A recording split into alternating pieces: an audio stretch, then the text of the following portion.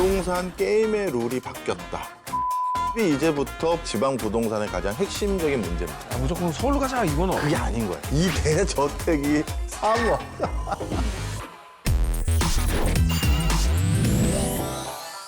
안녕하세요. 돈독한 사이의 오상진. 박정호입니다. 사실 이 주제가 정해지고 열심히 파이팅 있게 시작을 했는데 경제가 정말 아파요. 저도 첫 방송이라서 막 텐션 가지고 확 해보려고 했는데 주제가 경제니까 아프고 그리고 오늘 첫 번째 주제도 더 아픈 뭐 이런 내용이라서 아니 누가 첫 회 방송 주제를 이렇게 텐션 떨어지는 거로 잡으신 거예요? 그러니까 어쨌든 첫 번째 시간으로 부동산 얘기를 좀 해볼 텐데 부동산은 사실 이게 무너지면 괜찮나 싶을 정도로 좀 걱정이 되기도 해요. 사실 이제 부동산에서 상승이라는 단어를 말씀하시는 분은 전문가 집단 중에선 사라졌다. 이렇게 보시면 좋겠습니다. 아 요즘에는 상승 얘기하시는 분 아예 없다. 아예 없습니다. 저는 오늘 주제를 이렇게 잡았으면 좋겠어요. 부동산 게임의 룰이 바뀌었다. 부동산은 재테크의 어떤 거? 불패. 맞습니다. 불패 신화. 이제 이게 깨져가는 게 이제 텀이 온 것 같고 따라서 굉장히 스마트한 부동산 투자를 마치 주식처럼 고르지 않으면 이제 좀처럼 큰 성공을 하기가 어렵다. 이 말씀을 드리려고 하고요. 많은 분들이 열심히 공부를 하지 않으면 부동산에서도 쓴맛을 볼 수 있다. 뭐 이런 얘기로 정리될 수 있을 것 같고. 예, 맞습니다. 저도 이렇게 게임의 룰이 한꺼번에 바뀌는 시점이 올 줄은 정말 몰랐어요. 금리 올라간다고 집을 막 덥죽덥죽 팔거나 그런 경우가 없었어요. 그래서 저는 금리에는 부동산 영향이 없다라고 말씀을 드렸는데 이렇게 인플레이션이 40년 만에 높아질지 몰랐고 금리도 막 고공으로 매번 올리고 이러면 이제 예측을 하셨어야죠. 그것까지 못한 건 정말 죄송합니다. 아 정말 잘못하셨어요. 그래서 이렇게 금리를 단기간에 올라가면 진짜 판이 바뀌고요. 이렇게 올린 적이 거의 없죠. 최근 들어서는. 한국은행에서 두 단계를 동시에 올라갔잖아요. 네. 그것도 역사상 처음입니다. 이렇게 역사상 처음 있는 일까지 제가 예측할 수는 없어요. 이제 사실 뭔지는 잘 모르지만 이렇게 급격한 변화는 어쨌든 좋은 건 아니잖아요. 맞습니다. 많은 사람들이 충격을 주니까. 그러면 오늘 어떻게 지방부터 서울 집 쪽으로 쭉 올라가 볼까요? 아니면 서울에서 지방으로 내려가 볼까요? 지방부터. 네. 지방이 저는 기사를 봤는데 지방 부동산은 더 많이 떨어졌다. 뭐 이런 얘기를 본 적이 있는 거거든요. 사실입니까? 예, 맞습니다. 그리고 지방에서는 지금 부동산과 관련된 핵심 키워드가 완전히 바뀌어버렸어요. 올해부터. 두 글자입니다. 그렇죠? 네. 빈집이. 빈집? 네.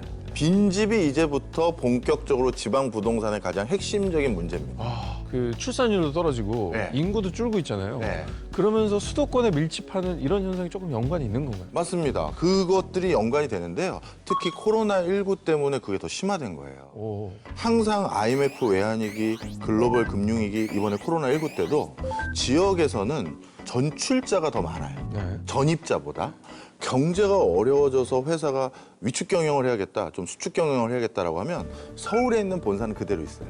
근데 지방에 1공장, 2공장, 3공장이 있는데 수축 경영하면 당연히 이 중에 공장 하나를 폐쇄하고 줄이는 거잖아요. 그러면 그 공장 근처에 있는 지자체에 살고 계신 분들은 일자리를 잃어버리잖아요. 근데 대부분 고향이 울산. 예, 울산이시니까 아시겠지만 다 비슷한 업종이 같이 있잖아요. 같이 어려워지니까. 그렇죠. 그러니까 더 이상 그 지자체에서는 세컨 찬스가 없을 때가 많아요. 여기는 이제 기회가 없으니까 그나마 조금 기회가 있을 만한 수도권이나 서울로. 그렇죠. 그러면서 집을 빼니까 예, 부동산이 비는구나. 그렇습니다. 일본은 각 동네마다 세계적인 강소기업들이 있어요. 예를 들어서 전 세계에서 그 나사못은 그 회사밖에 못 만들어. 그런 회사들이 많아요. 네. 그래서 미국 나사에서도 인공위성에 쓰는 나사를 그 나사 가게에서 갖다 쓰는 이런 집들이 있어요. 그럼 나사는 정작 우리나라 말이잖아. 지역을 거점으로 몇백 년 된 기업들 뭐 이런 것들이 많다 보니까 그럼 서울로 가자 이거는. 그게 아닌 거예요. 근데 우리나라는 어떤 상황이냐? 우리나라는 그게 아니죠. 근데 하나가 더 생긴 게 아까 서두에 말씀하셨던 저출산 고령화로 인해서 우리나라도 이제 초고령 사회를 앞둔 게 4년 남았어요. 2026년이니까. 이 지금 우리나라가 합계 출산율이 막 수도권 지역에 막 0.6까지 6까지 근처로 떨어졌잖아.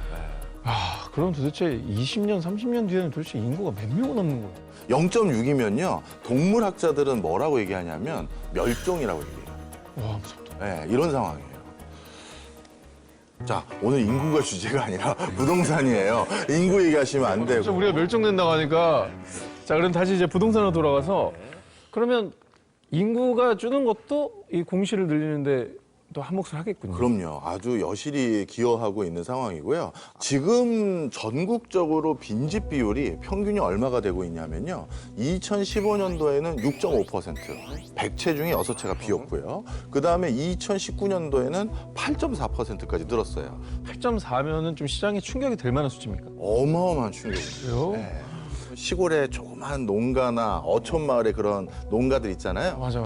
그런 거 빈집들 때문에 8%잖아요, 교수님. 이렇게 생각하시는데 아 그렇지. 그런 경우도 많을 거 아니에요. 있긴 있죠. 그런 것도 많이 포함되어 있지만 중요한 건 광역시도 거의 8%에 준하는 빈집까지 올라왔어요. 야 거기는 완전 도심들인데. 그렇죠. 자, 그런데 또 여기에서도 통계적인 착시가 있어요. 응? 예를 들어서 100채 중에 8채 정도가 광역시가 비었습니다. 그러면 100채가 쫙 있는데 띄엄띄엄 8채가 빗다고 생각하잖아요. 그게 아니에요. 그러면요? 사람들이 모여 사는 곳은 꽉 차 있고 빈집이 있는 곳은 한 블럭, 두 블럭 전체가 비는 거예요. 아 동네 전체가 사라지는. 그렇죠. 예를 들어서 오상진 아나운서님이 저러한 지역 중에 한 곳에 거주를 하고 있었어요. 그러면 어떤 일이 생길 것 같으세요? 치안이 안 좋아지겠지. 물건 살아나가기도 불편해지고. 맞아요. 학생들이 없으니까 해교되고. 그러니까 전체적으로 하나하나씩 사라져가는 그런 느낌을 받을 것 같아요. 맞아요. 그럼 제일 큰 문제가 뭐냐면 우리나라 국민의 대부분은 자기가 가진 자산의 60, 70%가 전부 부동산이거든요. 그럼 저 집주인들이 다 힘들어지는 거네. 그렇죠. 돈이 묶여버리는 거예요. 그럼 어떻게 되느냐? 내가 구시가지에서 살고 있어요. 저기 사거리 건너에 신시가지가 건립됐대요. 그러면 신시가지 가려고 집을 내놨는데 집이 안 팔리고 있어요. 그럼 어떻게 된다? 여기 주택 담보로 해서 돈 빌려서 저기로 가자. 일단 그렇게 되죠. 자, 그래서 이 집 비고 똑같은 생각 가진 옆에 집 비기 시작하잖아요. 그럼 동네가 다 썰물처럼 빠져나가 버려. 그렇죠. 그러면 순간적으로 이쪽 블록 전체가 빈집촌이 되는 경우가 이건 아주 삽시간에 일어납니다. 그럼 그런 분들이 보통은 모여서 개발 좀 합시다. 보통 이런 얘기 많이 나오잖아요. 아, 중요한 얘기죠. 예. 원래 그래서 조합을 만들어가지고. 네, 그런 걸 기대를 많이 하는데 일본에서는 어떤 일이 생겼냐면 일본이 초고령 사회로 진입하고 나서 재건축 재개발 조합 설립이 급격히 낮아졌어요. 왜요? 나이 드신 분들의 습성 모르세요? 아, 난 여기 그냥 난 욕심 없이 그냥 죽을 때까지 살겨. 맞아요. 이런 분들이 한두 분 계시면 그 단지가 끝나는 거예요. 끝나는 거예요. 아, 그게 또 있었네. 우리나라 미래를 미리 한번 가보자고요. 일본에서 탈주범이 탈옥을 했어요. 네. 그런데 에이메현이라는 현으로 숨어 들어갔는데 이 탈주범을 일주일 동안 경찰이 못 찾고 있다라는 사실이 전 세계적으로 보도된 적이 있습니다. 야, 탈주범을 일주일간 못 찾았어요? 예, 그 이유가 있어요. 이 에이메현이 그야말로 현 전체가 빈집이 돼버렸어요. 그래서 저 탈주범이 어느 집에 어느 방에 숨어 있는지를 알 방법이 없어요. 아, 빈집이 너무 많아서. 예. 그래서 결국 잡긴 잡았습니다. 예. 아니, 저는 그 얘기는 들었어요. 내가 돈을 줄 테니 이 성에 와서 그냥 살기만 해줘. 그 정도로도 이태리도 왜 고령화 되게 심하잖아요. 심하죠. 제가 네덜란드 출장 갔다가 벨기에로 넘어가는 도로변에 있는 성이었는데 아니 그래서 성을 팔더라고요. 그래서 제가 이게 셀카를 왜 이렇게 많이 찍어? 대학 교수가 셀카를 왜 이렇게 많이 찍어? 여기 있어요. 그래? 요거 이거? 이거예요, 이거. 야. 와, 소가 몇 마리야? 와. 이거까지를 다 파는데 3억이에요. 이 대저택이 초원하고 다 3억. 서울의 전셋집이네. 와, 근데도 안 팔린다니까. 안 팔려요. 자, 그래서 빈집이라는 거에 잘못 휘말려 버리면 어떻게 된다? 내 전 재산과 목돈이 묶여버린다. 아, 되게 무섭다. 네. 그런데 저는 지방에 살지만 아파트에 살기 때문에 저는 빈집과 관계 없습니다. 정답은 노입니다. 농가, 어가가 빈집이 아니에요. 바로 아파트, 다세대 주택 이런 우리가 일반적으로 살고 있는 주거 형태가 빈집입니다. 야, 아파트라고 안심할 게 아니네요. 그럼요. 네. 어떻게 해야 돼요? 그래서 내 주변의 전입자와 전출자의 흐름을 잘 보셔야 돼요. 그러니까 여기는 새로 생겼으니까 무조건 빈집촌이 안 되겠지 이렇게 생각하지 마시고 여기는 사람들이 들어올 요인이 충분한지를 꼭 확인하셔야지 무조건 새로 생긴 아파트니까 괜찮다. 큰일 난다. 그럼 저것 때문에 수도권 서울 어떻게 되는지 얘기를 좀 해볼까요? 자산가들이 있겠죠. 동네마다 유지들. 그렇죠. 예. 근데 그 유지들, 지방의 유지들의 자산 분포의 특수성이 있어요. 특히 주식 비중이 떨어지고 부동산 비중이 높아요. 땅이나 산 가지고. 그렇죠. 맞습니다. 제가 한번 연구 프로젝트 때문에 그 지자체에서 한 달 정도 체류한 적이 있어요. 그런데 그 동네는 원래 인구 숫자가 한 50만 명 정도 됐었대요. 네네. 그런데 그 순간에는 인구가 9만 명으로 떨어진 거예요. 시장이 줄어들었네. 네. 그래서 그 시외버스 터미널은 어떻게 됐느냐? 폐쇄됐고요. 진짜요? 네. 근데 그 근처에 있는 그러면 건물 가격 어떻게 됐겠습니까? 폭락했겠죠. 그렇죠. 그러다 보니까 이분은 어떻게든 건물 가격이 유실됨으로써 자신의 전 재산이 유실되는 걸 막기 위해서 그 건물들을 전부 매물로 내놓은 거예요. 그렇게 받은 돈은 어디다 어떻게 쓰셨냐라고 물어봤더니 네. 아 그러면 다른데 부동산을 매입하셨나? 그렇겠죠. 그런데 그 동네 계속 인구가 줄어드는데 거기 또 사셨을까요? 아니 그건 아닐 것 같아요. 그럼 어디로 왔을까요? 강남? 강남? 그렇죠. 그래서 자신의 평생의 재산을 부동산으로 가지고 계신 많은 분들이 내 재산적 가치가 자꾸 유실되는데 그걸 지켜만 보고 있을 수는 없잖아요. 그런 분들이 뭔가 처분하고 돈이 생기면 왕건이 하나 이런 걸 취득하려고 들고 오시는 문화가 계속 있는 거죠. 그래서 서울에 좀 더 계속 집중이 되고 가격이 유지가 되고 오르는구나. 그렇습니다.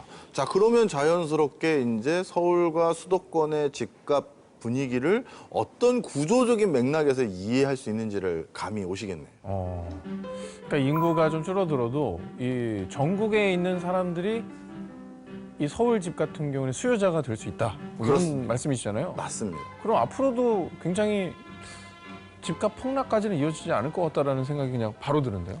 아, 그것도 궁금해요. 저 사실 지금 전세 살거든요. 네. 전세 시장은 어떻습니까? 아, 얼마 전에 또 재밌는 통계를 하나 봤습니다. 서울의 송파구에 있는 뭐 같은 아파트 단지인데요. 같은 시점에 전세가 거래 차이가 3, 4억이 나는 거예요. 같은 동에. 왜? 그 이유가 하나는 임대차 보호법 때문에 전세 자금을 못 올리는 그 집이 있었고 하나는 새로 거래된 거예요. 그러니까 새로 거래되는 시점의 가격은 갑자기 급등한 거죠. 아, 집주인의 상황에 따라 차이가 나네. 예. 자, 그러면 지금 우리 임대차 보호 3법이라는 거 있지 않습니까? 그것이 초창기에 계약한 분들이 지금 종료되는 시점이 이번 8월 이후부터거든요. 8월 이후에. 예. 그럼 이 8월 이후에 집주인이라고 다 재산 여력이 넉넉한 분들이 있는 건 아닐 수 있잖아요. 본인도 영끌해서 하나 갖고 계신 분들도 있잖아요. 예, 맞습니다. 그러면 나도 이 이자 부담하려면 당신에게 전세금을 올리거나 월세를 올려야 될 수밖에 없는 상황에 놓인 분들도 계실 거예요. 와, 그럼 잘 뒤져야겠네. 잘 뒤져야 되죠. 그래서 제가 아까 말씀드렸던 게임의 법칙이 그동안 우리가 알고 있었던 건 깨졌다. 그래서 부동산도 스마트하게 접근하셔야 된다. 아니 이게 뭐 지금 이제 윤석열 정부가 들어와서 여러 가지 법들을 막 그 제대로 고치고 있잖아요. 부동산 관련 규제는 어떻게 바뀔 거라고 보세요? 지금 정확히 말씀드리면 부동산과 관련돼서 새로운 정책이 못 나왔어요. 지난번에 나온 대책은 뭐냐면 시행령, 정부에서 조정할 수 있는 그것만 조정한 거예요. 아, 그러면 근데 방향은 어떨 거라고 보세요? 예, 1차적으로는 규제 완화가 예상이 되고요. 단 선별적으로 생애 첫 주택자들이라든가 아니면 신혼부부 등은 좀 이렇게 굉장히 차별적으로 지원하는 형태로 그런 기조가 엿보이고 있어요. 네. 전체적으로 좀 완화돼 그걸 약간 핀포인트로. 네. 아, 알겠습니다. 뭐 저희가 이제 부동산에 대한 시장 상황과 뭐 인구 문제로 인한 어떤 지역 간의 어떤 격차에 대해서도 얘기를 해봤는데 아, 알다가도 모르겠네요. 학교에서는 이런 법칙이 있고 이런 법칙에 따라 이렇게 움직일 거다라는 거를 이론적으로 많이 배웠는데 실제 시장에 돌아가는 건 전혀 다른 것 같아서 참 혼란이 오는 것 같습니다. 저는 이런 예측, 암울한 예측은 제가 아주 통쾌하게 틀리길 바랍니다. 알겠습니다. 하여튼 뭐 현명하고 신중한 결정을 내리시길 바란다는 말씀 드리면서 또 한 번 돈독한 사이로 다시 인사를 드리도록 하겠습니다. 세련되게 힙하게 돈독한 사이.